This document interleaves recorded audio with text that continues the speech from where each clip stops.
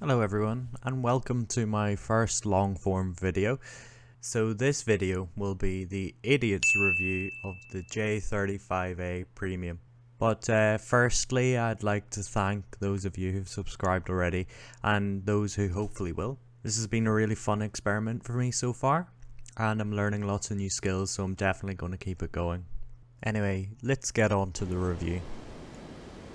So the J35 is only available on the store. It is a premium Swedish plane that sits at battle rating 9.7 and it currently costs 1 cent shy of 60 euros, so 59.99 euros.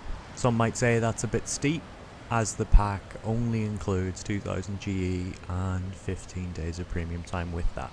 And those who may have pre-ordered would have got a bonus camo and a decal and a title as well. The title was Runestone Draken, and the decal was pretty sick, to be fair. It'll be on my plane later. So looking briefly at the camos, we've got the normal one, nice silver. The pre-order one with the red lines, very nice. And the unlockable one, which looks really good.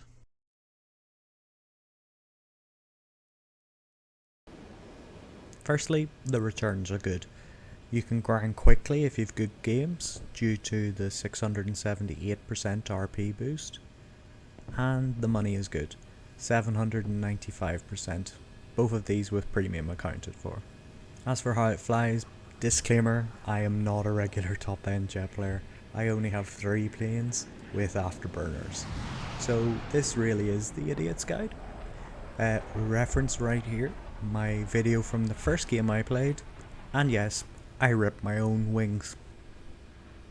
But the first point about it is, it's very maneuverable. You need to learn how to manage it. This thing builds speed slowly due to an underpowered engine. The D variant in the tech tree has a more powerful one, but you'd still have the similar problems. Full fuel is the way to go. You will rely on your afterburner a lot.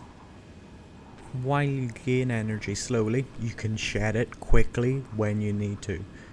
And this creates some great opportunities in 1v1s like the clip here. You can use your low speed agility to get in behind and finish them off.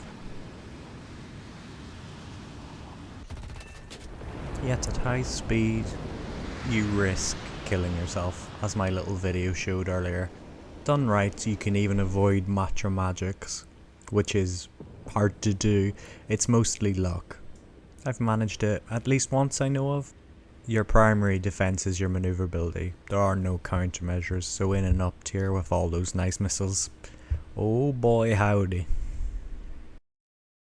Looking at weapons, there isn't that much variety.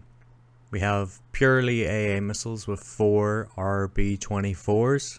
We have the M56 rockets and a mixture of both.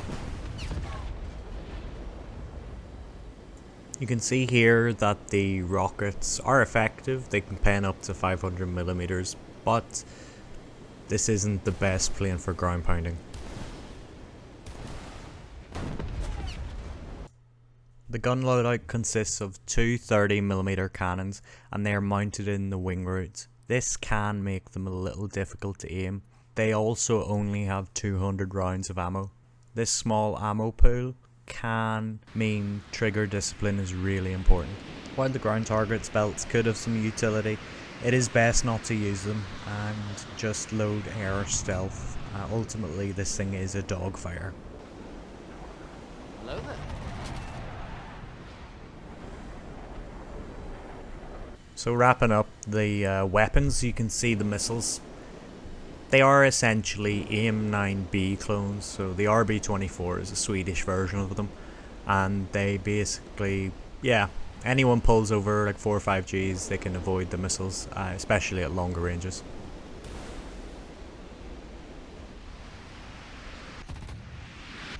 But when you get someone in a nice straight line, or who's not aware you're there, they do work pretty effectively. And somehow I even managed to get a head-on kill with one of these, which is kinda hilarious. I've never pulled that off before. Outside of all aspect missiles, of course.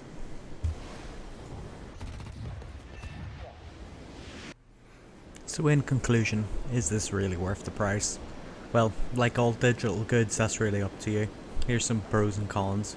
Personally, I find this thing really good fun. It's got good returns too, RP and SL. It's a fantastic dogfighter. However, there is a steep learning curve, especially if you're quite new to the faster jets and such. It's not the best multi-role. Yeah, you get some ground attack weapon, but it's harder to use than most of the others at this tier. Ultimately, this is the tier of guided weaponry, so this is not a ground pounder at this tier. There are no countermeasures, which does mean this thing suffers in an up tier. Facing top end missiles in this thing just ends with you nearly constantly G'd out, so the countermeasures really do matter. And finally, the price. Ultimately, this is up to €60. That is a lot for people.